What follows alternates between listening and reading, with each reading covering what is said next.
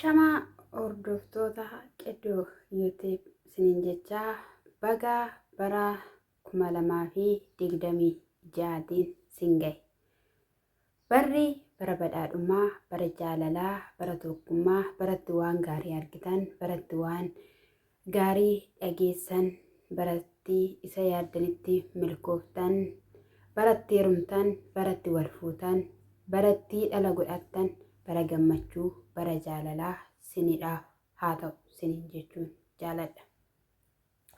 Hordoftoota koo qaalii, ani yeroo hundumayyuu gaarii malee aminan beeku, gaariin immoo sinin darbii sinin jechuun jaaladhaa. Ejjituu, murtuu, sobduu, dhadheessituu sinirraa haa qabu amiin jedhaa fudhadhaa sinin jechaa.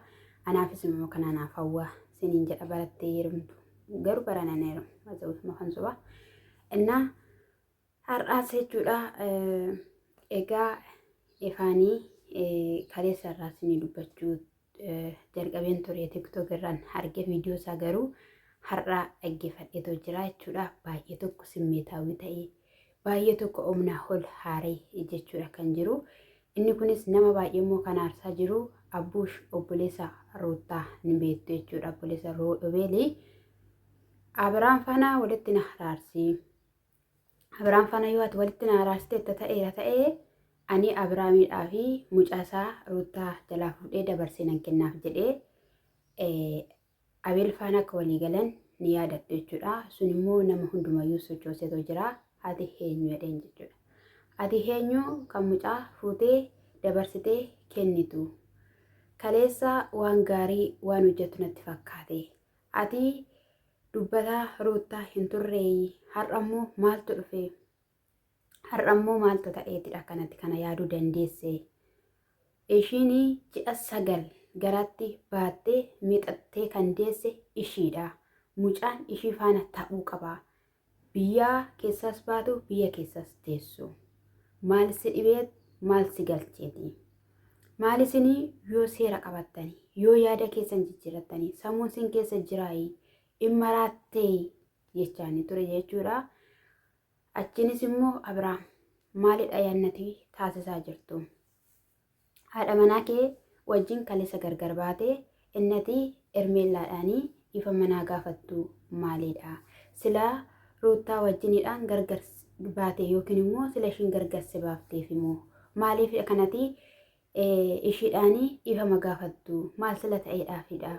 Ati yoo seera qabatte yoo safuu beekte maalidhaaf ni tuffachiifta jedhee jechuudha. Egaa gaafa ati ermeellaa faana gaala dhaabbattee yookiin immoo qalabatiitti goote maalummaa qalabatii ni beektaa. Kana dura waan jettee Roottaadhaaf qalabatii goote ni yaadatta hin beektaa. Garuu immoo amma immoo waan ati jettee ermeellaadhaaf qalabatii kana gootu in argina. Gaafsanaa obboleessan qaba maatiin qaba jettee abbaan qaba jettee iyyaadiini. Ishii qofa wajjinidhaan jireenya kee itti fufta in jiraatta. Ermeellaa atoo maalidha inni akkanas godhu? Yeroo durii abbootiin keenya ofii isaaniitiif gaafatanii kan isaan fuudhanii. Bara kana garuu dubartoota kan nama gaafachaa jiranii. Haa ta'u garuu kan ermeellaa keessa bahee jedhe. Keessa bahee irra darbee maal ta'uuf deemtaa? Akkam ta'uuf deemtaa? Maaliif seera hin qabanne? Maaliif safuu hin beekne? Maaliif aadaa kee hin beekne? Maaliif of hin kabajne? Ofiifis salphattee atis nu salphisaa jirta yaa Abiraamii. Ermeellaan ifama kan gaafatte akkuma kana dura ta'aa turte nan ta'a jetteetta taanaanii akkasuma kachabbaa jetteetta taanaanii ani hin beeku akkasitti yaaddeetta taanaanii deebi'ii. Haadha manaa kee faana kaleessa gargar baate dubartii malee jiraachuun hin danda'amu. Maal darsa dubartii jala kaattaa jedheen jechuudha. Saree itti qale isa dhugaan sinin jedha. Saree itti qale jarittiin garuu kan dhageessu miti jechuudha. Abiraam danzaz jedheera malee namni nagaa namni sammuu qabu akkatti inuumacha'u. Abbaasaa kabajamaa, abbaasaa gaarii, hordoftoonni baay'ee jaallatan kan inni hin beekne inni immoo akkatti beeku abbaasaa hin beeka. Anga sana mulu abbaa kanallee salphise jechuudha. Isa dhugaa baay'ee tokko namatti dhaga'ama jechuudha. Hangana kan hin jedhamne Inni biraas immoo jechuudha obboleetti dhumasaa jechuudha buziyyee dura cal jechaa turte waan hundumayyuu dhiisaa akka ishiin turte ni yaadattu amma garuu dudubbachaadha kan ishiin jirtu jechuudha. Ishiinis immoo ati kan taasisaa jirtu maalidha? Kaleessa Ruuttaa faana ture har'ammoo si faana akka ta'uudhaafidha hanga kanaatti kanati dirqamsiisaa jirtu. Inni dubartii kanarra ga'e boruudhaan sirra akka hin geenyee fi maal waasii qabdaa? Maal gatii qabdaa? Akkamittis immoo asirraa akka galuu dandeesse yookiin immoo akkamittiidhaan kana yaadus dandeesse illina qabdaayi. Moo Abiraamii jaalallee har'as tokko dhuftee sin jaaladha jetteen ishee fuudhee borus immoo kan biraa dhuftee sin jaaladha jetteen ishee fuudhee hiikuudha moo hojiin kee maalidha? Karoorri kee kaayyoon kee maayinni? Mul'anni kee maayinni? Isa biraan immoo isaan argachuu hin dandeenye kan hin argachaa jiruun bilbila karaa Buruukeen argachaatu jira. Ishiinis immoo yoo ishiin Ruuttaan biyyaa baate yookiin immoo yoo biyya alaa deemtetti ta'ee mucaa lafa keessee adeemtu jettee maalitti beektaa haati? Kunis ibsii galuu hin danda'u. Maalummaa naadhaa abbaa argatu beekaa jettee baay'ee tokkoon aaraa turte jechuudha. Sana booda Buruukee yeroo inni dhufutti egaa maalinni kan ishiin taasisaa jirtu? Kan ishiin haasawaa jirtu jennaani ofii isaaniitii balleessa isaanii himachuun barbaadan amala isaanii keessatti Kaalebii gara halaan baasee dhiirota qophii xumuraatu jira. Isa kanaaf immoo maaliif akkas ta'uu danda'a? Maaliif mucaa isaarraa gargar ba'a Abiraam jennee yaaddeetidha ishiin. Kanaafidha jennaani piroosesii baay'ee qaba. Mucaa cal jedhanii fuudhanii ba'uun hin danda'amu. Eeyyama gaafata ganaadha jennaan inni paaspoortii fidi jedheeni maal jedhe kan isaanii cuqqaaluudhaaf balleessa isaanii cuqqaalanii irra taa'uudhaaf ganaa kan Ruuttaa fi ganaa kan Kaaleeb himuudhaaf kan inni xaaraa ture jechuudha. Inni ishiin akkana gootu maalidha? Abiraam immoo eddi dubartii kanarraa gargar ba'ee cal jedhee jiraachuu hin danda'u. Of qabee jiraachuu hin danda'u. Dubartii malee jiraachuu hin danda'u jettee jedhu akkuma Efaa jechuudha. Efaanis of qabdee jiraachuu hin dandeessu. Dhiira taate qophaa kee jiraachuu hin dandeessu. Yoo danda'amaa ta'e immoo isa kana immoo sirreeffachuu hin dandeessu. Innis oliif gadi kaachisu maalidha jechaani kan ture jechuudha. Egaa yeroo kana keessatti ishiin amma fakkeenyaaf Ruuttaan otoo mucaa dhiistee deemteetti taateetti ta'ee hin guddisti jennaan homaa ishiin dadhabsiisu jedheen jechuudha. Achi booddee Ruuttaa jechuun jetteen hubattuudha, ogeettiidha, obsituudha, baay'eetti waan baay'ee nama fageessee yaaduudha.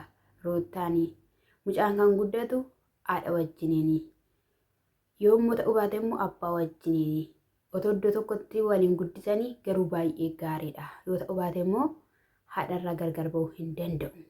Kan isaan jedhanii mucaa ji'a lama ganaa irraa gargar yookiin immoo fuudhee inni suniyyuu jechuudha. Inni jabbiin suniyyuu ganaa Abiraamitti kennuudhaaf jara galagaluudhaaf jechuudha.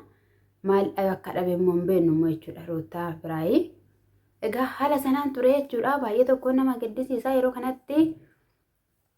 Wanti ishiin taasisaa jirtu gaarii miti akka ishiin dhabdu kan barbaannu.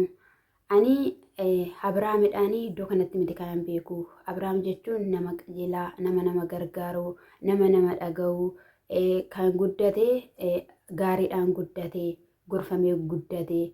Har'as immoo osoo maatii faana ta'eera ta'e maatii yaada wayii hin hiruufi yookiin immoo hiriyaa gaarii faana ta'e hiriyaawwan gaarii hiraafi hiriyaa gaarii faana miti kan jiru. Lafan taaneedha kan inni jiraachaa jiru irraa fagaatee maatirraa fagaatee. Isa kanaafiyyuu ani kanan sitti himu keessaa akka ishiin maqaa Ruuttaa maqaa Abiraam hin dhoofne kan barbaannu jechaa ta'u turte jechuudha. Maqaa Ruuttaa akka lafa keessu jennaani Ermeellaa jechuun akkati yaaddu miti, akkati itti hubattus miti. Ermeellaa jechuun baay'ee nama gaariidha. Ermeellaan baay'ee nama qajeeltuudha. Isa kanaafi ani hamma waan ati jettu kana biraan sii gahuu hin danda'u.